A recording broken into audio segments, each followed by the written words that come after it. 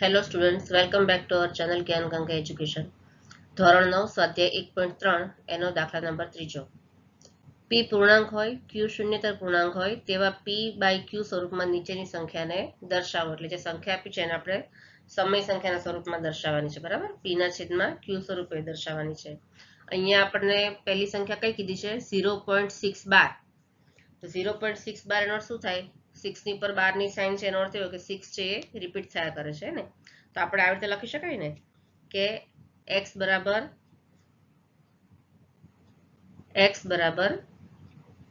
0.6 repeat થાય છે, તો 0.6666 બરાબર, એકની સંખ્યા રિપીટ થાય છે તો આપણે આવી રીતે લખી શકીએ.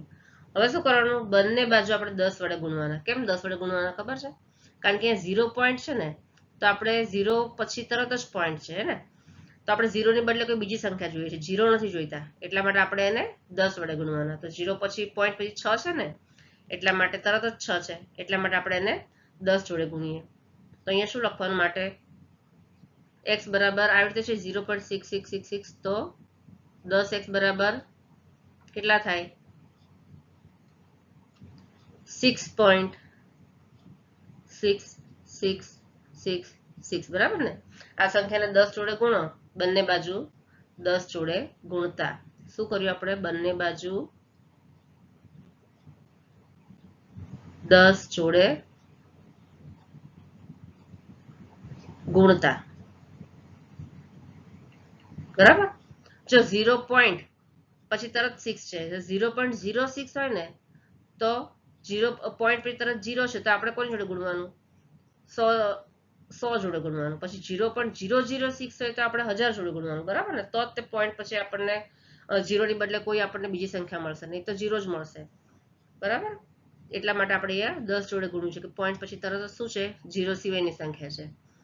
તો 10x બરાબર કેટલા થયા? 6.6666 છે. તો હવે માટે અહીંયા શું લખવાનું? આપણે માટે 10x બરાબર આપણે શું લખી શકીએ? 6 પ્લસ 0.6666 આ રીતે પણ લખી શકાય ને. આપણે શું કર્યું? આ સંખ્યા છે એમાંથી આપણે 6 છૂટા પાડ્યા. બરાબર, 6 વત્તા આ કરો 0.6666, તો આ જ એનો જવાબ આવે કે 6.66. તો આપણે એને એમાંથી 6 ને ખાલી છૂટા પાડ્યા છે ને, અલગ લખ્યું છે. તો હવે શું લખાય? માટે 10x બરાબર 6 પ્લસ, હવે 0.66 એ કોની કિંમત છે? x ની કિંમત છે ને, તો 6 વત્તા x આવી રીતે લખી શકાય. તો માટે હવે શું કરવાનું? x ને જોડે લઈ લેવાના. 10x, હવે આ x છે એ બરાબરની પેલી બાજુ જાય, આ બાજુ બરાબરની પેલી બાજુ જાય, એટલે શું થાય? આગળ પ્લસની સાઇન છે તો શું થઈ જાય? અહીંયા સાઇન બદલાઈ જાય. બરાબર ને, બરાબરની આજુબાજુ જો જગ્યા ચેન્જ થાય ને, તો પ્લસની માઇનસ સાઇન થઈ જાય, અને માઇનસ હોય તો પ્લસ સાઇન થઈ જાય. ગુણાકાર હોય તો ભાગ્યા થઈ જાય, અને ભાગ્યા હોય તો ગુણા થઈ જાય. બરાબર, તો 10x માઇનસ x બરાબર 6. તો માટે 10 માંથી 1x જાય તો 9x થાય બરાબર 6. તો માટે હવે શું કરવાનું? x ની કિંમત માટે x બરાબર 6 અને આ 9 છે એ બરાબરની સામેની સાઈડ જતા રહે, તો શું થાય?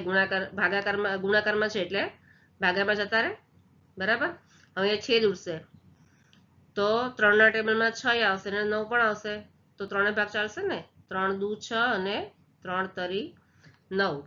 તો માટે શું આવશે અહીંયા? માટે x બરાબર 2/3. હવે x આપણે શું છે? x તો 0, તો માટે આપણે શું લખી શકાય? અહીંયા જે આપણને રકમમાં પૂછ્યું છે 0.612 બરાબર 0.612 બરાબર 2/3. આપણને p બાય ક્યુ ના સ્વરૂપમાં દર્શાવવાનું કીધું છે ને, તો આ એનો જવાબ છે. બીજો છે 0.4712. 12 ની સાઇન કોની ઉપર છે? 7 ની ઉપર છે. એનો અર્થ શું થાય? કે 0.4 પછી 7 છે એ રિપીટ થયા કરે છે. 0.47777 એવી રીતે રિપીટ થયા કરે છે. માટે આપણે અહીંયા શું લખવાનું? કે x બરાબર કેટલા છે? x બરાબર 0.4 4 પછી 7 7 7 7 7 ની પર 12 છે એટલે 7 રિપીટ થયા કરે છે બરાબર. ચલો હવે ફરી આને પણ આપણે કેટલા જોડે ગુણશું? 10 જોડે ગુણશું. કેમ? કારણ કે આપણે 0 ની બદલે કોઈ બીજી સંખ્યા જોઈએ છે બરાબર. પોઈન્ટ પછી તરત જ 4 છે, 0 નથી એટલે આપણે 10 જોડે ગુણી શકીએ. તો આપણે બંને બાજુ 10 જોડે ગુણવાનું. 10x બરાબર શું આવશે? 4.77777 આવી રીતે આવશે. હવે આપણે આને કેવી રીતે લખવાનું કે માટે શું છૂટું પાડવાનું આમાંથી? 4x બરાબર 4. જો 3 પ્લસ 0.47777 કેવી રીતે?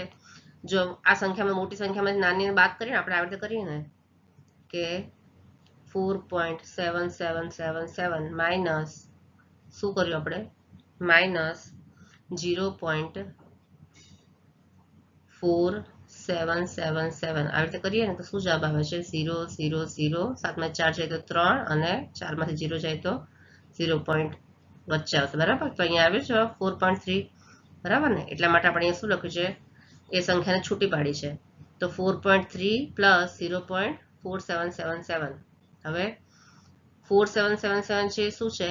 x ની કિંમત છે ને. આ છે x ની કિંમત છે. તો માટે આપણે શું લખવાનું અહીંયા કે માટે 10x બરાબર 4.3 પ્લસ x. હવે શું કરવાનું? x ને બરાબરની 10x ની બાજુમાં લાવી દેવાના. 10x બરાબરની પેલી સાઈડ જતા રહે આ બાજુ એટલે શું થાય? સાઇન બદલાઈ જાય. 10x માઇનસ x બરાબર 4.3. તો હવે માટે 10x માંથી 1x જાય તો 9x થઈ જાય. 9x બરાબર 4.3. તો માટે હવે આપણે 4.3 છે દશાંશ સ્વરૂપ છે તો આપણે એને સાદા આપણમાં કેવી રીતે લખાય? તો માટે 9x ઇઝ ઇક્વલ ટુ હવે એકમ અને દશક તો શું લખાય? 4.3 ને 43/10 આવી રીતે લખાય બરાબર. દશાંશને દૂર કરવું હોય તો સાદા અપૂર્ણાંકમાં આવી રીતે લખવાનું. તો માટે હવે જો હવે x બરાબર કેવી રીતે થાય? માટે અહીંયા શું લખાય કે માટે x બરાબર 43/10 અને જે 9 હતો ને x ની બાજુમાં 9 જે છે એ સામે જતો રહ્યો તો x ની જોડે ગુણાકાર છે અને સામે જાય તો શું થાય? અહીંયા નીચે બરાબરની સામે જાય તો ભાગાકારમાં આવી જાય તો 10 ગુણ્યા 9 થઈ જશે બરાબર. તો માટે x ની કિંમત કેટલી આવશે? x બરાબર 43/90. તો માટે આ શું લખવાનું આપણે? માટે 0.4712 બરાબર કેટલા થાય?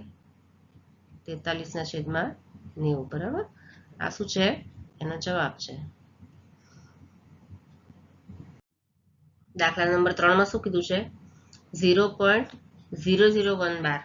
001 આખી સંખ્યા છે ને એના પર 12 ની સાઇન છે. એનો અર્થ શું થાય કે 001 છે એ રિપીટ થાય છે.